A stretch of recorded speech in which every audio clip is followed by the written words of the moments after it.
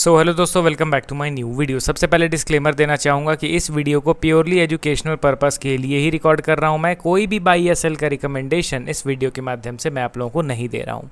आज इस वीडियो में हम लोग टोटल 4 ऐसे स्टॉक्स के बारे में बात करेंगे जिनके मोमेंटम को आप देखोगे तो एक्चुअल वे में पता चलेगा कि स्टॉक कुछ और ही करने वाला है। एग्जांपल के तौर पे सपोज कीजिए कि कोई XYZ स्टॉक है जो कंटिन्यूसली ऊपर की ओर मूव कर रहा है, बट आप इन डेप्थ टेक्निकल एनालिसिस करोगे तो आपको पता चलेगा कि भाई ये जो बाइंग हो रहा है ना, इसमें हमें अलर्ट होने की ज़रूरत है, ना कि कूदने की ज़रूरत है। इस पर्टिकुलर स्टॉक में कोई स्टॉक लगातार नीचे गिर रहा है बट एक्चुअल वे में वो संकेत दे रहा है कि नहीं, अब मैं यहाँ से रिवर्स करने वाला हूँ। तो इसी तरीके के प्राइस एक्शन इन चारों स्टॉक्स में बिल्डअप हो रहे हैं जिसमें मोमेंटम कुछ हो रहा है बट एक्चुअल वे में संकेत यहाँ पे कुछ और ही मिल रहा है। तो चलिए डिटेल्ड वे में इन चारों स्टॉक्स को हम लोग कवर करते हैं। ध्यान रखिए कि ये चारों ही फंडामेंटली स्ट्रांग है। अभी शॉर्ट टर्म में वोलेटिलिटी क्रिएट हो रहा है, अनसर्टेनिटी मार्केट में देखने को मिल रहा है, बट क्योंकि फंडामेंटली स्ट्रांग है तो लॉन्ग टर्म के लिए ये सारे स्टॉक्स को भी अपने पोर्टफोलियो में ऐड किए जा सकते हैं। तो पहला स्टॉक हमारे लिस्ट में आपके सामने है IRCTC लिमिटेड।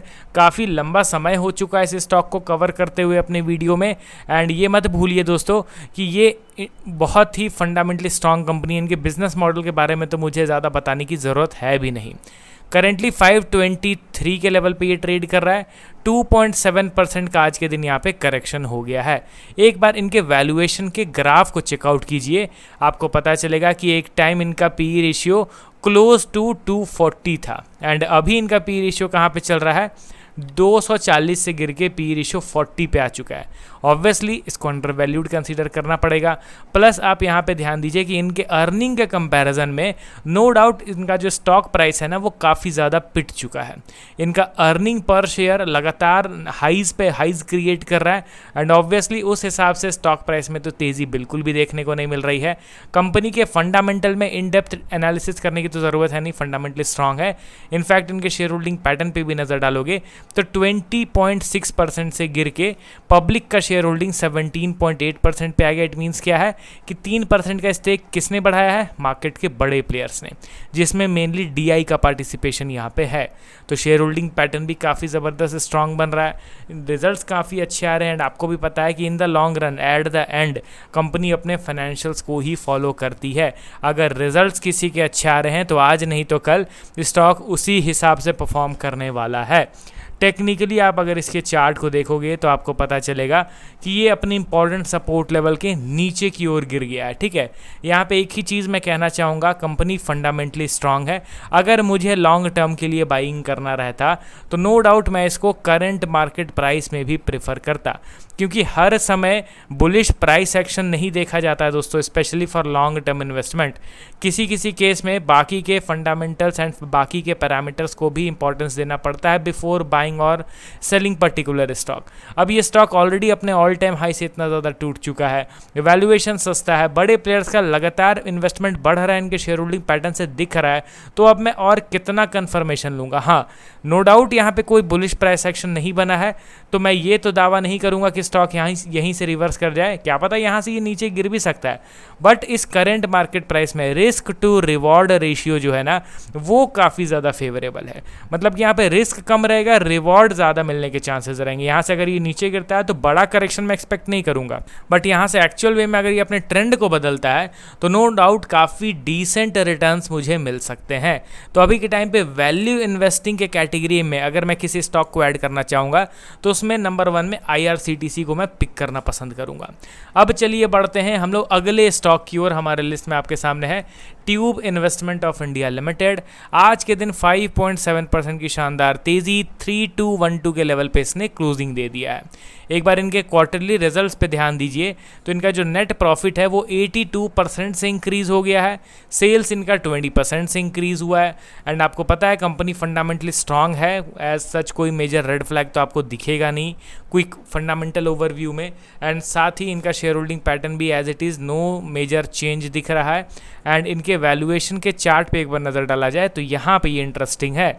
आप देखोगे तो अर्निंग के कंपैरिजन में नो डाउट स्टॉक का जो पी रेशियो है वो अभी भी थोड़ा बहुत एक्सपेंसिव है। करंट पी रेशियो 94 है, तो ऑब्वियसली इसको मैं एक्सट्रीमली अंडर वैल्यूड तो कंसिडर नहीं कर सकता हूँ। एंड टेक्निकली अगर आप इसके चार्ट को देखोगे तो नो डाउट लोअर लेवल से डिसेंट बाइंग हुआ है। इनके इंपॉर्टेंट सपोर्ट लेवल से आप देख सकते हो, ये इसका इंपॉर्टेंट सपोर्ट था, यहाँ से मल्टीपल टाइम्स बाइंग हुआ था। इस बार भी इसी पर्टिकुलर लेवल से शार्प बाइंग हम लोग देख पा रहे हैं एंड ये बढ़ रहा है अपने मेजर रेजिस्टेंस लेवल की ओर। रेजिस्टेंस लेवल है क्लोज टू 3372, ये हमारा रेजिस्टेंस लेवल है एंड इस रेजिस्टेंस के पास इस मोमेंटम में ब्रेकआउट मैं तो एक्सपेक्ट नहीं करूंगा। हाँ, यहाँ से ये गिर के दोबारा से कुछ पैटर्न क्रिएट करके ऊपर जाए या कंसोलिडेट करके ऊपर जाए तब मैं ज़रूर इसको देखूंगा, बट ट्यूब इन्वेस्टमेंट पे थोड़ा ध्यान दीजिए। लोअर लेवल से डिसेंट बाइंग हुआ है एंड एक तरफा बाइंग हो रहा है एंड अपने इंपॉर्टेंट सपोर्ट पे गया है, तो इसको थोड़ा सा अलर्ट होकर न्यूट्रल व्यू रख के सक्सेसफुल ब्रेकआउट को आइडेंटिफाई करना रहेगा हम लोगों को। अब चलिए बढ़ते हैं हम लोग अगले स्टॉक की ओर। हमारे लिस्ट में आपके सामने है बालाजी एमाइंस लिमिटेड, जो रिसेंटली काफ़ी लोगों के वीडियोस में आने लग गया था। 1823 के लेवल पे ट्रेड कर रहा है। आज के दिन 2.7% का करेक्शन भी देखने को मिल गया। रीज़न क्या है तो यहाँ पे देखोगे तो इनका जो रिज़ल्ट है वो इस बार अच्छा परफॉर्म किया है। इनका ईयर ऑन ईयर बेसिस में इनका जो नेट प्रॉफिट है वो 58% से बढ़ गया एंड इसी रीज़न के चलते ये जो लगातार नीचे गिरने वाला स्टॉक है वो अच्छा खासा लोअर लेवल से रिकवर किया है। अगर मैं एग्जैक्टली परसेंटेज वाइज मेजर करके बताऊं तो अप्रॉक्स 100% यहाँ से यहाँ तक स्टॉक ऑलमोस्ट डबल हो गया, ठीक है। एंड यहाँ पे ध्यान दीजिए कि जिस हिसाब से यहाँ पे स्ट्रेच्ड बाइंग हुआ है, यहाँ पे ये तो मैं एक्सपेक्ट नहीं कर पाऊंगा कि इसी स्ट्रेच्ड बाइंग के साथ अपने मेजर रेजिस्टेंस का स्टॉक ब्रेकआउट कर दे, समझ रहे हो ना। ये इंपॉर्टेंट रेजिस्टेंस लेवल पे स्टॉक पहुंच चुका है एंड इस रेजिस्टेंस के ब्रेकआउट के बाद दोस्तों ट्रेंड रिवर्सल एक्सपेक्ट किया जाता है एंड इतने बियरिश ट्रेंड वाले स्टॉक में इस तरीके से वी शेप में रिकवरी तो मैं एक्सपेक्ट नहीं कर पाऊंगा, ठीक है। तो मैं अपना पॉइंट ऑफ व्यू आप लोगों के साथ शेयर कर रहा हूँ। ऐसा नहीं है कि आप जो सोच के चल रहे हो, आप जो एनालिसिस करके चल रहे हो स्टॉक को, वो मैं गलत ठहरा रहा हूँ, ऐसी बात नहीं है। मैं अपना पॉइंट ऑफ व्यू बस बता रहा हूँ कि यहाँ पे अब अच्छा खासा कंसोलिडेशन रिक्वायर्ड है before successful breakout of this particular major resistance level जो कि है 1900, ठीक है। अब अगर ये इसी फ्लो में ब्रेकआउट करेगा then I am not interested in this particular stock at current situation. अगला और लास्ट स्टॉक टाटा ग्रुप से बिलोंग करता है। कंपनी का नाम है ट्रेंट लिमिटेड। 4249 के लेवल पे ट्रेड कर रहा है। वैल्यूएशन इसका भी ज़बरदस्त ड्रॉप किया है। आप देखोगे तो पी रेशियो 240 से गिर के अभी 90 के आसपास आ चुका है। अर्निंग के कंपैरिजन में नो डाउट वैल्यूएशन में डिसेंट करेक्शन हुआ है एंड टेक्निकल वाइज देखोगे तो अपने मेजर रेजिस्टेंस पे ये कंसोलिडेट कर रहा है, जो कि बढ़िया बात है। और कुछ वीक यहाँ पे कंसोलिडेट करे तो हमारा कॉन्फिडेंस भी इंक्रीज हो जाएगा। उसके बाद सक्सेसफुल ब्रेकआउट के बाद हम लोग एक डिसेंट ट्रेंड रिवर्सल इस स्टॉक में एक्सपेक्ट कर पाएंगे।